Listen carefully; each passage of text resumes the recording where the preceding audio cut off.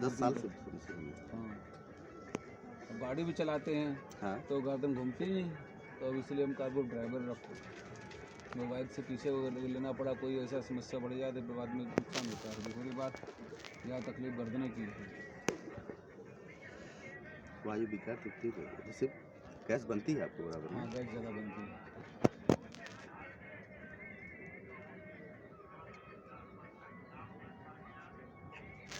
Gas तो मेरे शुरू से ही बन रही है। यूज काफ़ी होती है। तो ये आपके सर्वाइकल में तो जो दर्द है ही है, जॉइंट वगैरह में भी पेन आ जाता है? हाँ, इसमें भी इसमें भी, कमर में भी है। कमर में भी आ जाता है। अच्छा, कमर कारण में। उसका एक ही है गुरुजी, ये वायु आपके मतलब जगह जगह से नाड़ियों में घूम करके ये आपके कंधे पे भी पहुंच रही है, और ये आपकी वर्टिब्री पे ऊपर जो मन का है ना, हाँ हाँ, ऊपर पहुँच रही हाँ है। वहाँ भी ये डिस्टरबेंस कर रही है सहस्त्रार की तरफ, हाँ, सब जगह पहुँच रही है। और यही मूलाधार को भी डिस्टर्ब कर रही है। अब उसकी वायु से कई बीमारी हो जाती है। मूलाधार को भी, मतलब दोनों चक्र को ना, जैसे नीचे से और ऊपर से दोनों से ही बांध रही है ना। हाँ हाँ, तो इसी वजह से आपके कमर में भी पेन आ रहा है, और डाइजेशन भी मतलब उतना बेहतर नहीं रहता नहीं ना कि तब जिसकी हम दौड़, हाँ मतलब ऐसा हुआ हाँ कि हमको 2009 में एक्सरसाइज कर रहा है तो अचानक यहाँ हड्डी कट से हुआ। इसके बाद बाएं लेफ्ट पैर जो है ना, घुटने हाँ से हाँ कमज़ोर हो गया। कमजोर हो गया ना। अभी देखिए दोनों पैर दिखा रहा हूँ, देखिए हाँ इससे ये पतला है। हाँ बिल्कुल अंतर।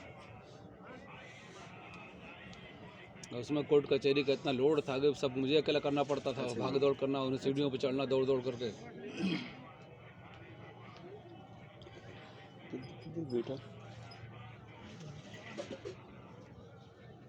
जिस उंगली में ज़्यादा पेन हो गुरु जी बताइए। इस पे है ये वायु चक्र है। अच्छा, ये आकाश, ये वायु, ये अग्नि, ये जल, ये पृथ्वी। पांचों तत्व इसी में है। हाँ,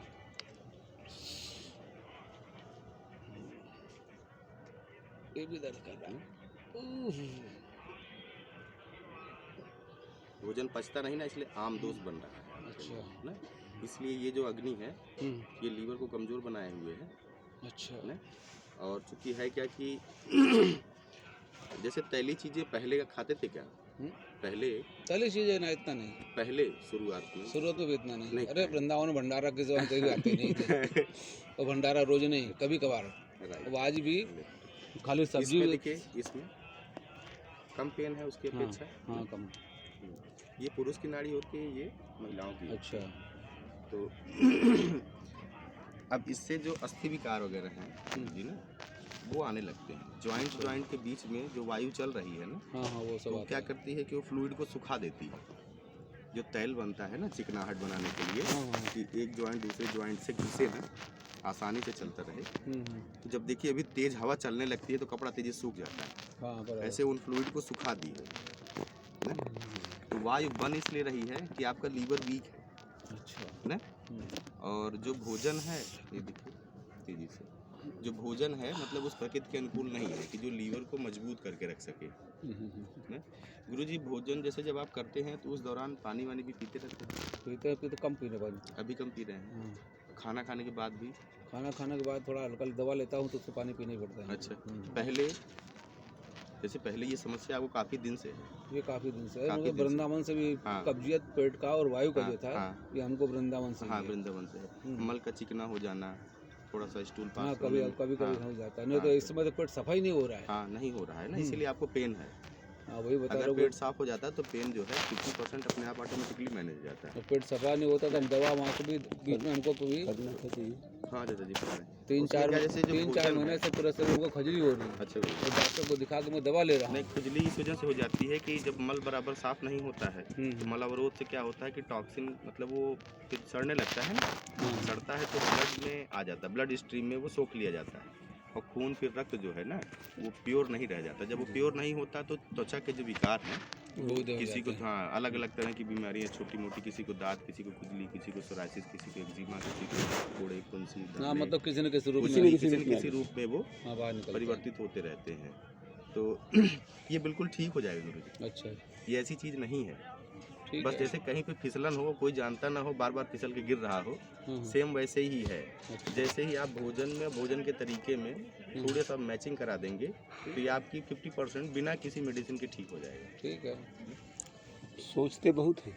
सोचते वायु के कारण है। जब वायु नहीं संतुलन में रहती है तो अरे मन को नहीं शांत भैया, नहीं दूसरी होगी। बात भी वहाँ लोड आश्रम का ज़्यादा हाँ हमारे गुरुजी, ऊपर। तो कभी कभी क्या होता है ना कि ज्यादा टेंशन की वजह से भी डाइजेशन डिस्टर्ब हो जाता है। हाँ, अब मतलब हो गया 17 साल होने टेंशन की वाले वजह हैं। से फिर उसके बाद क्या होता है कि काम के दबाव की वजह से दिनचर्या भी कभी कभी थोड़ा सा आगे पीछे हो जाती है। प्लस भोजन को क्या है कि हम लोग जैसे कभी हड़बड़ी में खा रहे हैं, जल्दबाजी में खा लिए, खा पी रहे हैं, बातचीत हो रही है, कुछ और चल रहा है, तो उससे क्या होता है कि जो तारतम्य है उसका बनता नहीं है। अच्छा। सार तत्व उसमें मिलते नहीं बराबर ढंग से, जैसे हमारा लार का मिलना बराबर ना, और फिर मन चित्त का एकाग्र होना। मन चित्त एकाग्र होने से क्या होता है कि जो रसायन चाहिए, जैसे किसी भोजन में कोई रसायन है, उसको तोड़ने के लिए एक विशेष रसायन की आवश्यकता पड़ेगी ना, तो वो रसायन जो है कहाँ मिलेगा? हमारे शरीर में ही बन रहा है। लेकिन जब हमारा ध्यान कहीं और है, उस भोजन पे केंद्रित नहीं है, तो दिमाग समझ नहीं पाएगा कि इसको क्या डालना है, क्या नहीं डालना है। क्योंकि आँखों से ही, जैसे ही आँखों से हम दृष्टि हमारी पड़ती है भोजन पे,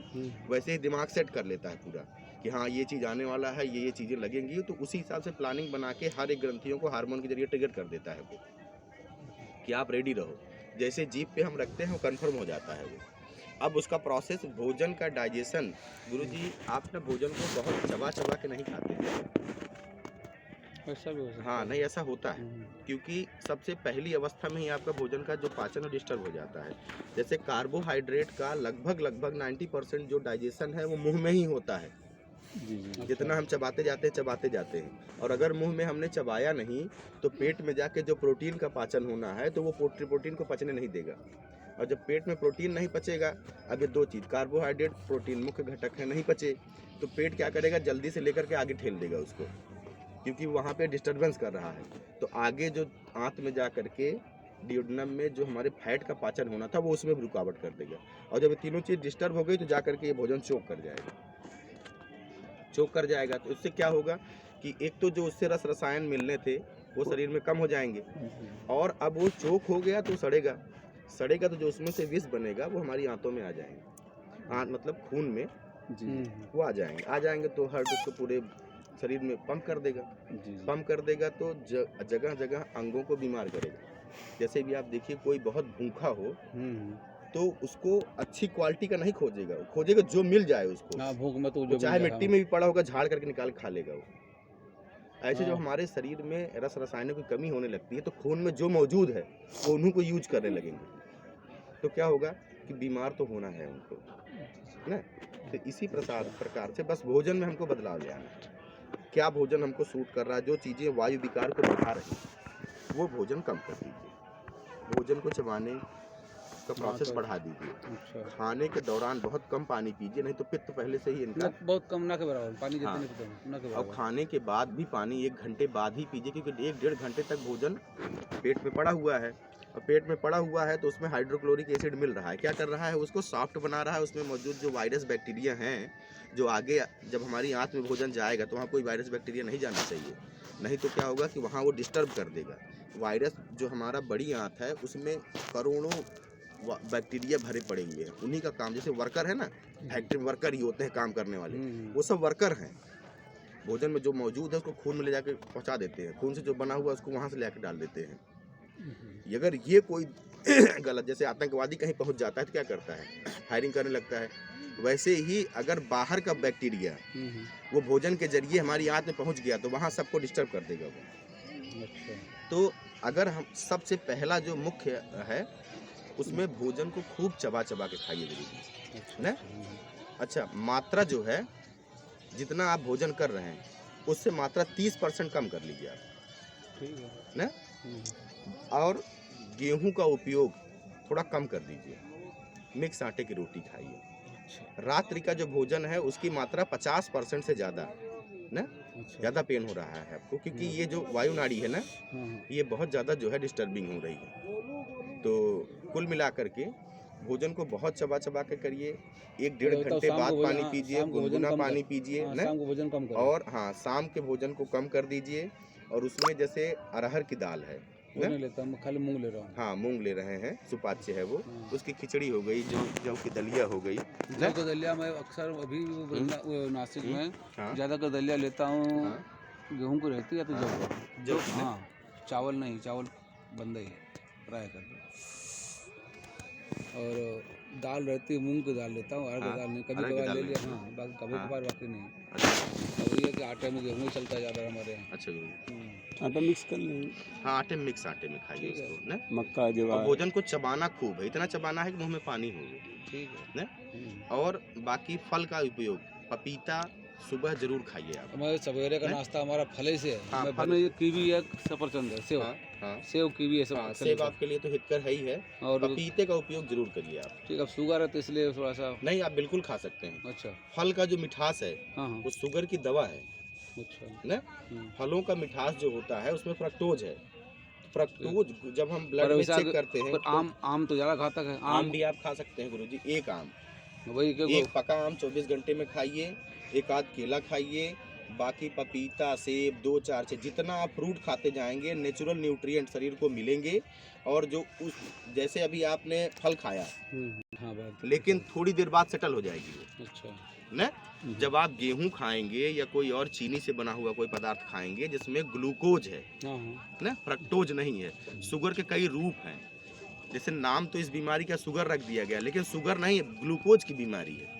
जब शरीर में हम चेक करते हैं खून को तो ग्लूकोज चेक करते हैं, उसमें फ्रक्टोज मैनोज सुक्रोज ये सब चीज़ें नहीं चेक करते हैं।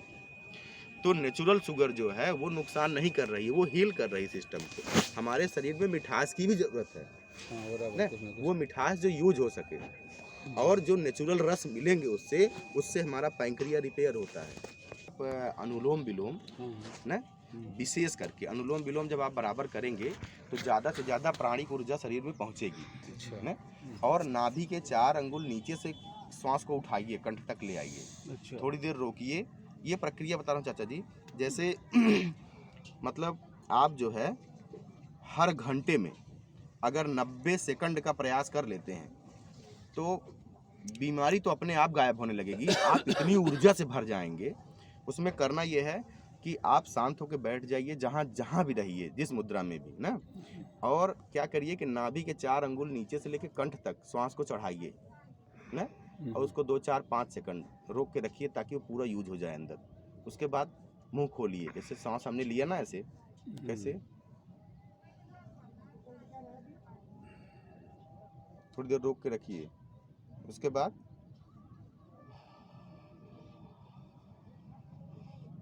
आराम से मुंह से छोड़ दीजिए उसको। जब आप मुंह से छोड़ेंगे तो आपका बीपी एकदम संतुलन हो जाएगा। जिसका बीपी तेजी से बढ़ गया हो उसको क्या करिए कि श्वास आराम से बोलिए, श्वास ले और मुंह से छोड़े।